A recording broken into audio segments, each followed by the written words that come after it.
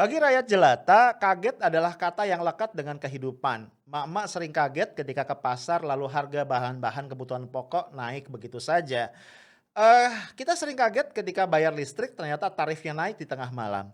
Kita pun kaget ketika KPU mengesahkan hasil Pilpres 2019 di tengah malam buta dan pagi hari kita sudah harus menerima hasilnya. Tapi rakyat lebih kaget lagi ketika ternyata Presiden Jokowi dan para menteri kerap kaget di ruang publik. Pertanyaannya, apa yang kita bisa harapkan dari pemerintah, dari kabinet yang penuh dengan kekagetan?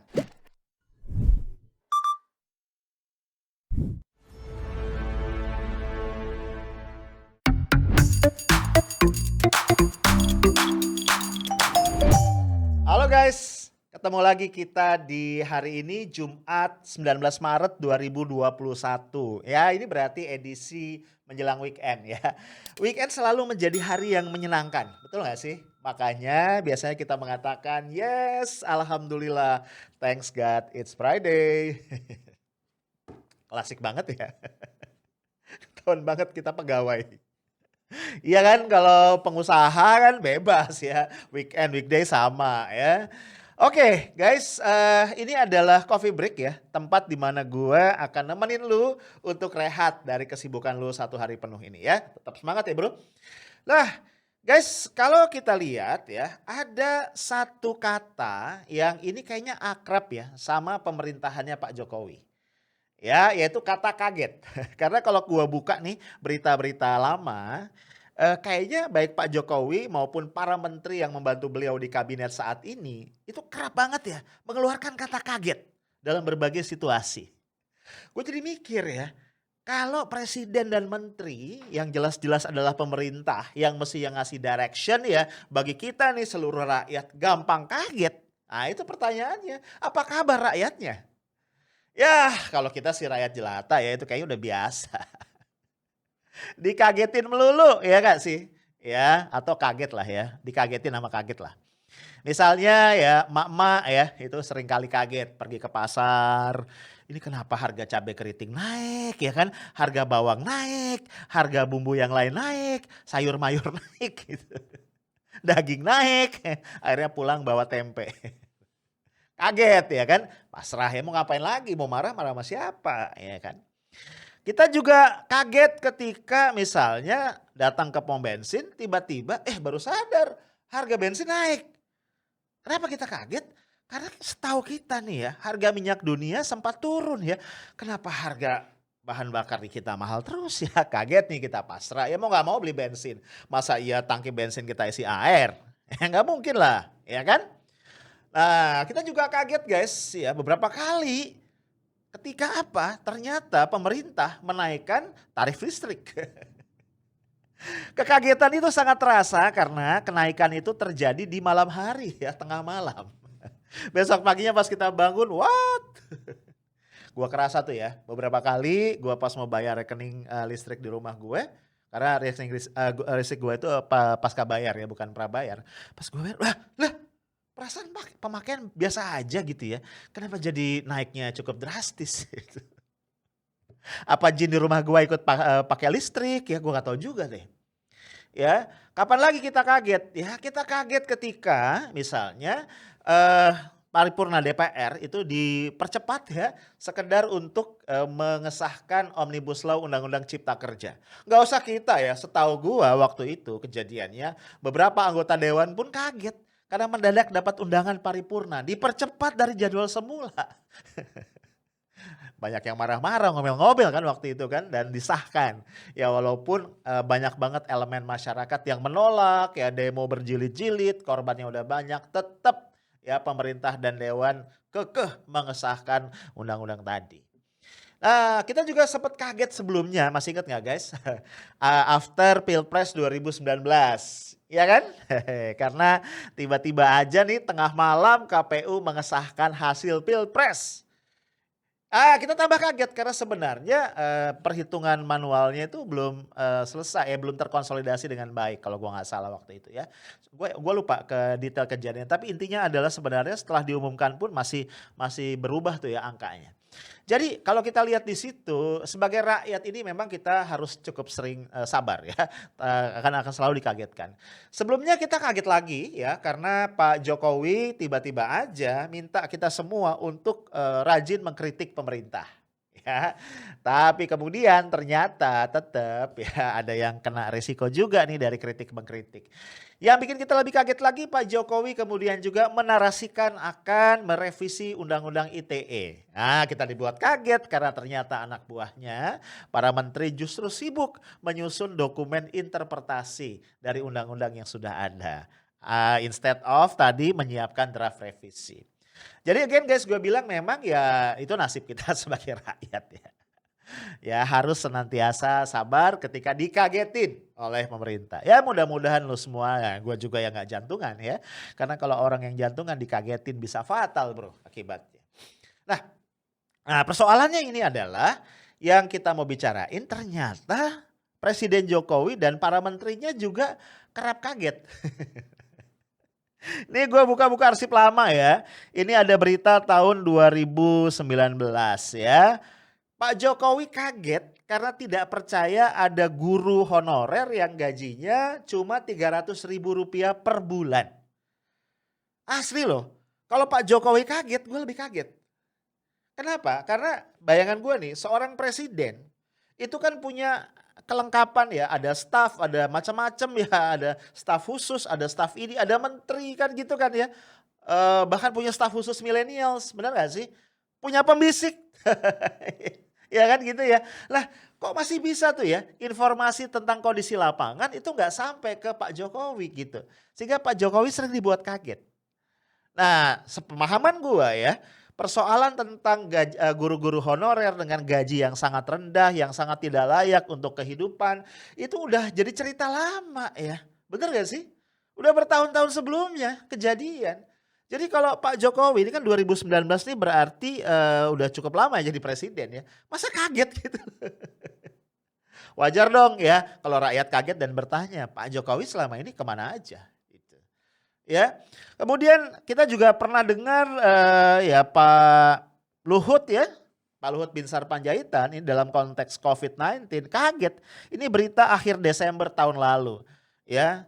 Judul beritanya Pak Luhut kaget ya. Luhut kaget tambahan kasus COVID-19 mencapai 6.000 kasus per hari. Loh kok Pak Luhut kaget? Ya bukankah ini adalah konsekuensi ya dari kebijakan pemerintah pusat yang tidak pernah jelas dan senantiasa ambigu. Ya pada satu sisi Pak Jokowi menekankan bahwa keselamatan rakyat adalah hukum yang tertinggi. Pak Jokowi menegaskan bahwa penanganan persoalan-persoalan kesehatan itu harus diutamakan. Namun kalau kita lihat di lapangan guys, ya langkah-langkah yang dilakukan pemerintah itu masih lebih banyak konteksnya adalah menggerakkan ekonomi. Ya, sehingga lu lihat misalnya beberapa kali ya Pemprov DKI misalnya akan menerapkan PSBB ketat. Itu kan kemudian dikritisi. Ya bahkan diganjal oleh pemerintah pusat. Ada tarik ulur dan seterusnya dan seterusnya. Jadi kalau kita lihat memang ya karena kebijakannya nggak pernah sinkron. Ya message-nya itu nggak pernah tunggal gitu loh. Ya wajar kalau dalam kondisi seperti itu masyarakat menjadi apatis dan akhirnya prokes segala macam dilanggar ya ini tadi. Ya. Jadi kalau Pak Luhut kaget perkenankan kita rakyat jauh lebih kaget lagi. Ya. Nah masih dalam konteks COVID, ini berita yang agak baru ya, 11 Februari 2021. Menko PMK ya, PMK ini Pembangunan Manusia dan Kebudayaan, Pak Muhadjir Effendi kaget karena tenaga tracing COVID-19 nggak sampai 5.000. Gua kaget lagi dan jadi pengen nanya sama Pak Menko, emangnya pernah disiapin Pak? Emangnya ada planning dari pusat? Karena bayangan gue kan begini ya. COVID ini kan sudah merebak sejak tahun lalu kan. Bukan tahun lalu. Iya tahun 2020 awal kan. Maret lah gitu ya. Terus kan bergulir nih. Apa iya pemerintah kemudian tidak secara serius merancang mendesain kebijakan yang terkait dengan 3T? Iya kan? Kan kewajiban pemerintah itu adalah menyusun kebijakan yang berkaitan dengan 3T. Ada strateginya. Ya, T yang pertama adalah testing, kemudian tracing, kemudian treatment, gitu ya. Nah ini kan harus ada orang yang melakukan kan, bukan robot, bukan jin gitu loh maksud gua. Jadi harus direncanakan. Ya penduduk kita ada berapa, ya kebutuhan tenaganya berapa, yang ada sekarang berapa, lag-nya berapa, berarti harus dipenuhi berapa orang, dengan cara apa, berapa lama, kan gitu kan. I think it is a very simple management gitu loh. Jadi kalau orang sekelas Menko kaget, ya gua kaget. Nah Bapak kok bisa jadi Menko gitu loh. Ya. Nah ada lagi nih cerita kaget yang lain ya. Ini lagi nih. Ibu Sri Mulyani yang konon adalah Menteri Keuangan terbaik di dunia. Kalau kata Pak Rizal Ramli ya dengan kesel dia bilang ini Menteri Keuangan terbalik. Ya, sekedar ngingetin. Kenapa Pak Rizal Ramli bilang Bu Sri Mulyani ini Menteri Keuangan terbalik? Karena kita kan banyak mengeluarkan surat hutang ya, surat utang negara. Yang ternyata yieldnya, return yang ditawarkan itu tinggi bro. Ya di compare dengan negara-negara lain yang punya resiko investasi yang lebih tinggi dari kita, itu yield kita tuh lebih tinggi gitu. Ya harusnya nggak setinggi itu gitu. Artinya kita itu ngasih keuntungan nih, keuntungan lebih ya sama pihak yang membeli surat utang kita gitu ya. Sehingga akhirnya Pak Rizal Ramli mengatakan ini sebenarnya Sri Mulyani ini menguntungkan Indonesia atau menguntungkan para kreditor sih gitu. Nah ini apa konteksnya? Judul beritanya adalah ini bulan apa sih? Bulan Oktober 2000 berapa nih? 2016 ya, udah agak lama. Sri Mulyani kaget ada uang WNI di Swiss susah masuk ke RI. Gue bingung ya. Ini Bu Ani ini bukannya apa namanya mantan direktur pelaksana IMF ya. Ya cakupannya udah global gitu maksud gua ya kan. Dia udah tahu lah ya kondisi apa pasar uang global, dia udah tahu lah kondisi transaksi keuangan antar negara segala macam gitu ya. Masa dia nggak tahu hal-hal kayak gini. Jadi kalau Bu Ani kaget, apalagi kita, Ibu. Ya, ada lagi nih ya, Mensos kita yang mantan wali kota 2 periode di Surabaya, Ibu Risma. Ini berita di akhir 2020 waktu dia awal-awal diangkat jadi Mensos. Ibu Risma kaget karena ada alokasi dana 1,3 T untuk data. Mati kita kalau tidak hati-hati. Kamu ketawa ya. Karena Ibu Risma ini yang sering sekali apa ya dramatis gitu ya. Jadi gua kalau flashback ke belakang jadi inget ya gimana Ibu Risma waktu jadi wali kota ya itu mengatur lalu lintas misalnya gitu. Blusuan gitu ya.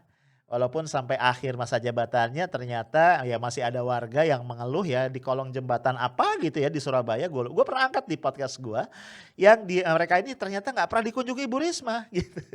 Sementara kemudian Bu Risma dengan gegap gempita blusuan di Jakarta. Masih ingat gak sih lu? Nah kenapa gue bilang gue kaget sebab Bu Risma kaget? Maksud gue gini loh ya karena menteri ya. Menteri itu kan udah ya tahu lah kondisinya. Dan masa iya dia nggak dapat informasi bahwa selama ini dalam kaitan dengan misalnya ya penanganan bansos di Kemensos, persoalan yang sangat mendasar adalah pada data. Ya nggak sih? Waktu Bu Risma ketemu dengan para pimpinan KPK itu sudah diingatkan ya. Ada data yang double gitu kan ya, ada yang orang yang udah mati gitu kan, masih ada dalam data, pokoknya datanya nggak karu-karuan gitu loh. Dan ini perlu dirapihkan. Karena kalau tidak ya penyimpangan-penyimpangan di dalam penyaluran bansos di Kemensos itu akan senantiasa terjadi. Terus dia bilang mati kita kalau tidak hati-hati. Emang iya. Sebagai pejabat publik ya bukannya Bu Risma udah 2 periode jadi wali kota dan wali kota itu kan pejabat publik ya. Sebagai pejabat publik ya memang harus mempertanggungjawabkan dana yang dialokasikan lah ya. Kenapa jadi kaget ya? Ini gue bingung ya sama pejabat publik kita nih ayah-ayah wahenya. Nah ini ada lagi nih ya, ini Pak Wapres Kiai Haji Ma'ruf Amin. Ini berita belum lama ya, Pak Ma'ruf Amin kaget ya dengan izin investasi miras Jokowi. Ini kasus kemarin ya, rame-rame Perpres nomor 10 tahun 2021 yang ada lampiran ketiga yang itu memungkinkan adanya investasi di sektor industri miras ya. Dari mulai modal besar terus sampai UMKM, koperasi bahkan sampai eceran dan kaki lima gitu ya. Kaget beliau. Pertanyaannya adalah Bapak nggak ngobrol sama presiden? Aduh asli ya gua pusing. Bukannya kantornya sebelahan ya gitu loh. Ini ketemu presiden dalam sebulan berapa kali ya? Nah, walaupun kemudian guys sebenarnya dari satu sumber yang tidak berkenan disebut namanya gue mendengar, Pak Jokowi juga sebenarnya kaget karena ada lampiran ketiga yang memungkinkan tadi investasi miras itu. Jadi pertanyaan gue nih, yang bikin kaget presiden siapa? Nah, cuma yang gue sayangkan begini, gue setuju ya kalau ada beberapa orang yang mengkritik gue, "Rif, lu itu, apa namanya, nyinyirin presiden mulu, dia kan bukan Superman yang dia nggak bisa tahu segala-galanya." Gue setuju. Cuma maksud gue begini ya, harusnya kan begitu dia tahu ada orang ngagetin dia, ada orang ngasih informasi yang nggak benar gitu kan, harusnya tuh orang ditindak kan gitu kan, iya nggak sih? Nih kalau gua nih jadi Pak Jokowi, ini ada orang ya menyelundupkan pasal di lampiran ketiga Perpres 10 2021, gua pecat, beneran. Kalau betul kekuasaan di tangan gua. Ya, lain kalau kemudian ya dugaan-dugaan ternyata benar ya bahwa bukan beliau sepenuhnya yang berkuasa. Ada oligarki nih yang kemudian menempatkan orang-orangnya di dalam kabinet, di lingkaran dalam istana sehingga memang Pak Jokowi sebenarnya tidak sepenuhnya berkuasa. Ya itu kan dugaan dari Pak Salim Said ya. Gue sih nggak tahu ya. Oke, ada lagi satu yang kaget ya, yaitu Mas Menteri Bung Nadiem Makarim.